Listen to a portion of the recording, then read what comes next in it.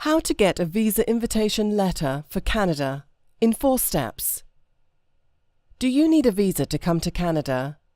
If you do, you probably need a visa invitation letter. Though invitation letters are not requirements for all visa applications, it's better to have one ready than not. How to get a visa invitation letter for Canada. In order to get a visa invitation letter for your trip to Canada, you must know someone in Canada.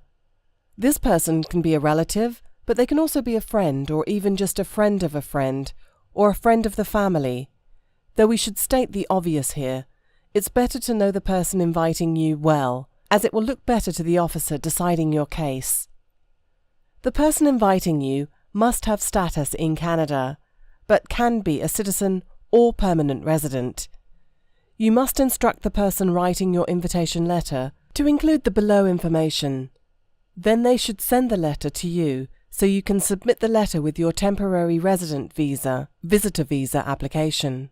Please note, sometimes the visa office will request a notarized invitation letter.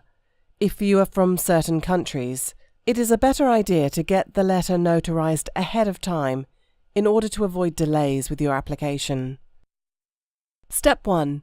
Information about the visa applicant. The person writing the letter must include the following information about you, the person being invited to Canada. Your complete name including any middle names, your date of birth, your current address, the same one you are applying from, your telephone number where you can be reached, your relationship to the person inviting you, for example, friend, brother, sister, cousin, etc. The purpose of your trip to Canada, such as tourism, visiting family, etc. How long you plan to stay in Canada, where you will stay in Canada, such as with the invitee or at a specific hotel, and how he or she will pay for things. And finally, when you plan to leave Canada. Step 2. Information about the Canadian. The person inviting you must include this information about themselves. Their complete name including any middle names, their date of birth, their permanent address in Canada and a telephone number at which they can be reached, their job title in Canada, their status in Canada, for example, citizen or permanent resident, proof of their status in Canada, photocopy. For citizens, if the person was born in Canada, Canadian birth certificate or citizenship certificate. If the person naturalized is a Canadian citizen, swore the oath, Canadian citizenship certificate. For permanent residents, PR card. If they do not have a valid PR card, a record of landing, IMM 1000. Confirmation of permanent residence or verification of status. Details of the family of the person inviting you, including names and date of birth of spouse and any dependents. Finally, the total number of people living in the household inviting you, especially anyone who was sponsored for permanent residence in the past, or anyone currently being sponsored inland. Sample visa invitation letter for Canada. To whom it may concern. This is to certify that Fakey McNamington will be visiting me in Toronto, Ontario, Canada, from January the 1st, 2018 to February the 15th, 2018.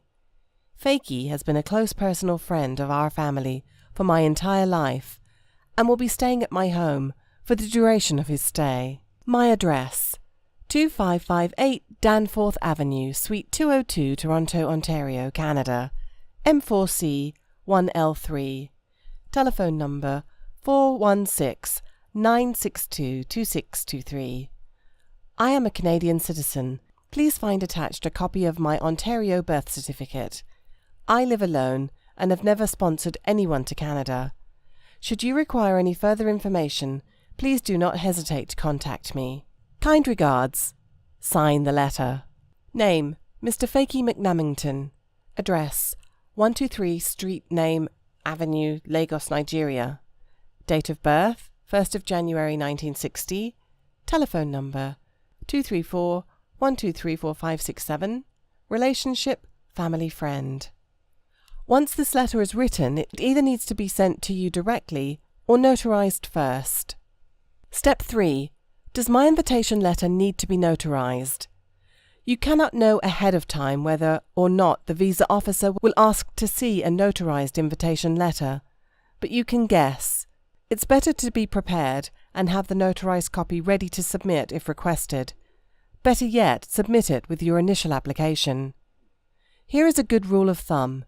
If you're required to submit biometrics as part of your visa application, the person who is invited to Canada should have their letter notarized before sending it to you. To see whether or not you need your biometrics, choose your country and age on this page. An IRCC will inform you whether or not you need to provide biometrics.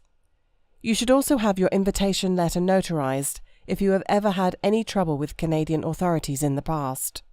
Step 4. Sending the invitation letter. The person inviting you to Canada should sign the letter to make it more official. After they've signed it, they can scan it and email the letter to you to avoid delays. Mailing is an option, but it is much slower.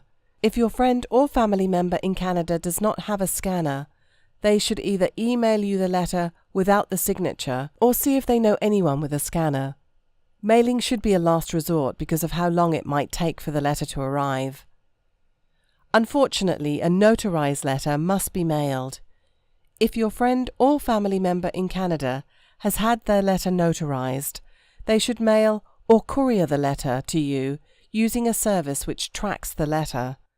They should not send it by regular mail, as they have had to spend money on the notary, and you do not want it to get lost. Submitting the invitation letter. If you're able, you should submit the invitation letter with your initial Canadian visa application. If you wait to submit an invitation letter until you are requested to submit one by the visa office, your application will be delayed.